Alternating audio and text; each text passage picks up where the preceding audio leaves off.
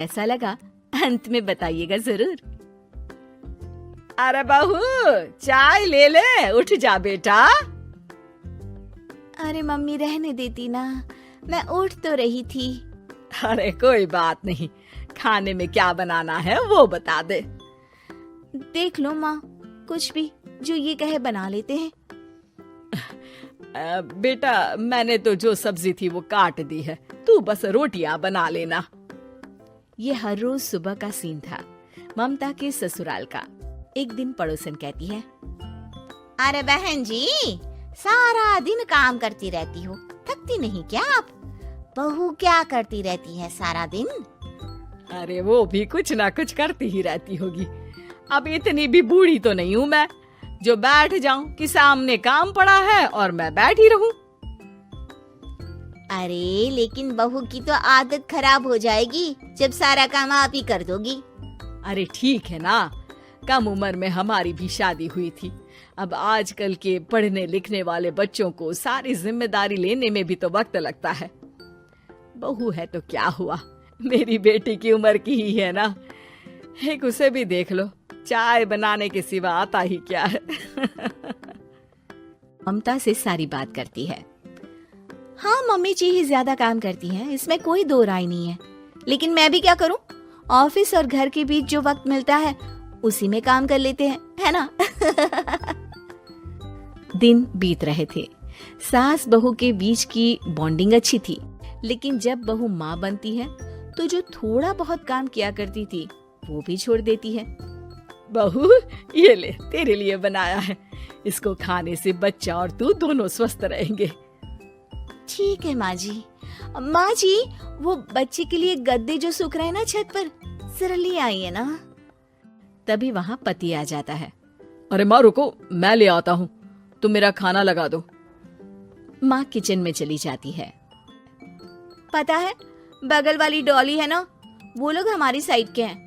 उसकी सास ने तो उसकी हड्डियों को मजबूत करने वाले लड्डू बनाए हैं। उसे भी बच्चा हुआ है ना। पता नहीं मम्मी जी क्या पानी सा उबाल कर दे देती है, मैं तो बस वही खा लेती हूँ। अरे तो तुम्हारे साइड बनता है तो तुम अपनी माँ से बोल दो, वो बना देंगी। आहा, माँ की तबीयत ठीक नहीं रहती, तुम जानती हो ना, कैसे बनाएंगी वो। अरे क्या हो गया सासू माँ को? कल तक तो फेसबुक में किटी की फोटो डाल रही थी। अच्छा अच्छा चुप रहिए। डॉली की सास ने मनाया है, तुम लोगों का भी तो फर्ज बनता है। तभी वहाँ सास आ जाती है। ये ले बहू, गर्म पानी की बोतल, गर्म पानी पीने से पेट अंदर हो जाएगा। नहीं नहीं माँ जी, गर्म पानी पीने से प्यास नहीं बुझती। अरे पी लेना बेटा। वो बगल वाली डॉली को तो जानती है ना, जो तुम लोगों के साइड की है। तेरे साथ ही उसका भी बच्चा हुआ था। बेचारे का कोई ख्याल रखने वाला नहीं, सारा काम करती है और रात में बस एक लड्डू खाकर सो जाती है। पेट तो लटक ही गया है और बच्चा तो कितना कमजोर सा है उसका। अच्छा माँ, क्या बात है, डॉली की ये हाल है? क्यों मैडम, क्या कहना है आपका? अब पता है मुझे, किसी के पास मेरी सास की तरह सास थोड़ी ना है। नहीं नहीं बेटा, ऐसा नहीं है, मेरे लिए तो तुम सभी मेरे बच्चे जैसे ही हो। ममता को समझ में नहीं आता कि वो सास में कैसे कोई बुराई निकाले, क्योंकि हर कोई उससे उसकी सास की तारीफ ही किया करता था। एक रोज ममता के घर उसकी ननद आती है। अरे भाभी, मुन्ने को तो 6 महीने हो गए, आप अभी भी बेड पर हो। आ गई है आप? कैसी हैं बुआ, बच्चा होने के 6 महीने बाद आई हैं आप? भाभी अमेरिका दूर है ना, तो वक्त लग जाता है। अब इनकी छुट्टी अभी थी तो सभी आ गए।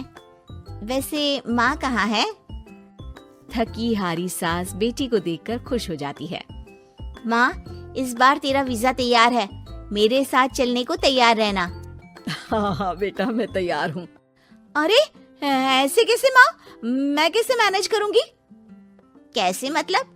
जैसे मैंने किया अमेरिका में, आप इंडिया में कर लेना। वैसे आपका तो मायका भी पास ही में है ना। हाँ वो तो है, लेकिन वहाँ माँ के पास वक्त नहीं होता, ईश्वर भक्ति में उनका सारा समय चला जाता है।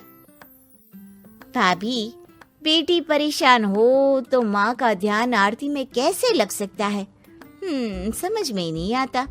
वैसे भी अब माँ को मैं अपने साथ ले जा रही हूँ। माँ को विदेश घूमने का शौक है ना। ममता मन मारकर चुप हो जाती है, लेकिन मन ही मन सोचती है कि वो कैसे सारा काम मैनेज करेगी। पति का खाना, नाश्ता, मुन्ने को नहलाना, धुलाना, फिर रात भर इसके लिए दूध तैयार करना। माँ तो सारा काम करती थी। हे भगवान, ना भाई ना। क्या हुआ भाभी? क्या सोचकर ना भी ना कर रही हो? अरे कुछ नहीं, बस बच्चे के बाद से ही कमजोरी ज्यादा हो गई है ना, तो अचानक से बड़बड़ाने लगती हूँ मैं। अगले दिन ममता अपनी माँ को फोन करती है। राधे राधे। माँ मैं क्या करूं, मेरी सास तो अमेरिका जा रही है बेटी के पास। अब घर का सारा काम, बच्चा, सब कैसे मैनेज करूंगी। तू आ जाना माँ कुछ महीनों के लिए मेरे पास। अरे ना ना ममता, मेरे बस की बात नहीं है काम धाम। अरे तू तो जानती है ना, मैंने तो तेरे भाई की शादी भी गरीब गांव की लड़की से इसीलिए ही की थी कि वो चुपचाप घर का सारा काम करे। वैसे भी अब तो आदत भी नहीं रही मेरी काम करने की। ममता को माँ पर बहुत गुस्सा आता है। ठीक है माँ, देख लूंगी मैं, लेकिन मेरी मुसीबत के वक्त आप मेरा साथ नहीं दे रही है, अब भूल जाना मुझे। ममता गुस्से में आकर फोन रख देती है और रोने लगती है, लेकिन बेचारी करे भी तो क्या। अब सास और ननद दोनों घर का काम करते, नेहा आराम करती, लेकिन अब आराम में भी उसे चिंता रहती। और फिर वो दिन भी आ जाता है जब ननद का जाने का वक्त आ जाता है। भाभी मैं जा रही हूँ, अपना और मुन्ने का ख्याल रखना। ममता सास को देखती है और गले लगकर रोने लगती है। माँ जल्दी आ जाना। सास मुस्कुराकर कहती है, कहाँ से ममता, मैं कहीं नहीं जा रही। मैंने देखा कि मेरे जाने की बात से ही तू परेशान हो गई थी, इसीलिए मैंने अपना जाना कैंसिल कर दिया है। तू चिंता ना कर, मैं तेरे साथ ही रहूंगी। ममता को अपनी माँ की बात याद आती है कि कैसे उसके कहने पर भी ममता की परेशानी को समझने की बजाय उसने मना कर दिया, जबकि सास ने बिना कुछ कहे बहू की समस्या पढ़ ली। हाँ माँ, हम सब साथ चलेंगे बाद में दीदी के घर अमेरिका।